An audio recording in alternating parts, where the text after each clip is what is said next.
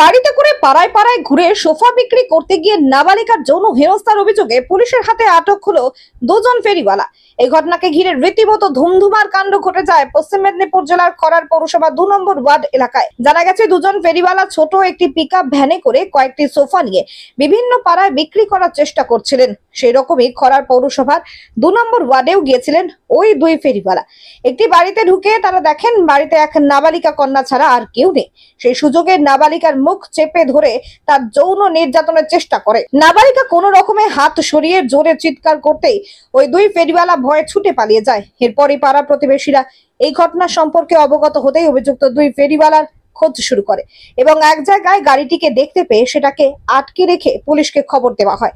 খবর পেয়ে পুলিশ ঘটনাস্থলে পৌঁছে অভিযুক্ত দুজনকে আটক করে নিয়ে যায়। ঘটনায় নাবালিকার কাকা কি জানিয়েছেন শুনুন। মানে লেখাপড়া করছিল, ঘরটা কভার দিয়ে, মানে ঘরের মধ্যে কোনো খিল দরজা কিছু ছিল না।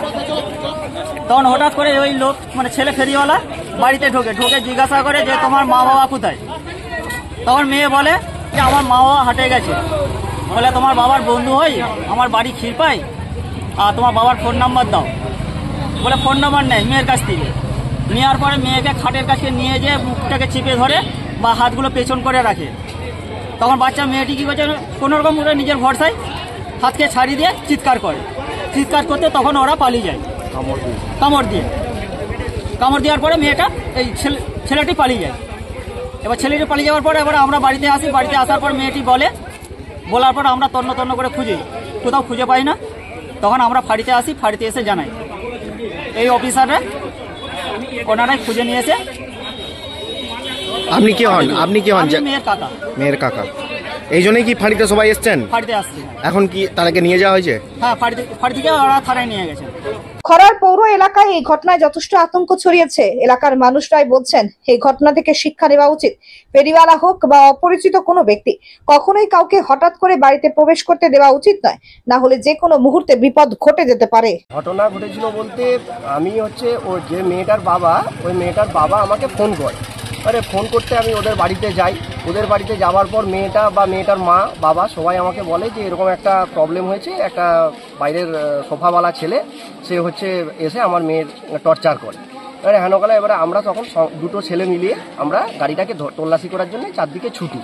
গাড়িটাকে আমি এবং আমার আরেকটা বন্ধু আমরা দুজনে মিলে আমরা ঠিক বড় পোলের কাছে জামলার পার বলে একটা জায়গা আছে, সেই জায়গায় আমরা গাড়িটাকে বাজেয়াপ্ত করি এবং গাড়িটাকে আমরা ধরে আনি, পুলিশ ফাঁড়িতে ধরে আনি। পুলিশ সঙ্গে ছিল আমাদের। আনার পর ছেলেটাকে এই মুহূর্তে বর্তমানে ছেলেটাকে ঘাটাল থানা নিয়ে চলে যাওয়া হয়েছে, আর তার পরিবারটাও ঘাটাল চলে যাবে এক্ষুনি। আর গাড়িটা বাজেয়াপ্ত করা হয়েছে। ছেলেটাকে যারা দুজন ছিল, ছেলে দুজনকে ঘাটাল থানায় নিয়ে যাওয়া। কোথায় বাড়ি তাদের জানতে পেরেছেন? বাড়িটা হচ্ছে খড়ার পৌরসভা 2 নম্বর ওয়ার্ডে। না, যাদেরকে ধরেছেন তাদের বাড়ি কোথায় জানতে পেরেছেন? তাদের বাড়ি তারা বলছে আমাদের কেশপুরে বাড়ি। আচ্ছা। এবং ছেলেটা স্বীকার করেছে হ্যাঁ আমি এরকম অন্যায় কাজ করেছি। ওই জন্য কি আপনারা ফাঁড়ির সামনে এসেছিলেন? আমরা এই জন্যই ফাঁড়ির সামনে এসেছি। স্বাস্থ্যসাথী মান্যতাপ্রাপ্ত মাল্টি স্পেশালিস্ট ও রোগী পরিষেবার বিশ্বস্ত প্রতিষ্ঠান দেবনাথ হসপিটাল। রয়েছে ICU, NICU, USG, TLH, dialysis বিভাগ, ল্যাপারোস্কোপিক, শল্য, অর্থোপেডিক, ডিজিটাল এক্স-রে, বন্ধ্যাত্ব চিকিৎসা সহ উন্নত চিকিৎসা পরিষেবার আরও একাধিক বিভাগ। রয়েছে ঔষধের দোকানও। আমাদের ঠিকানা বাসুদেবপুর মোড়, আরামবাগ, হুগলি। যোগাযোগ নাম্বার 8373074998। এছাড়াও যোগাযোগ করুন 8373074999 এই নাম্বারে।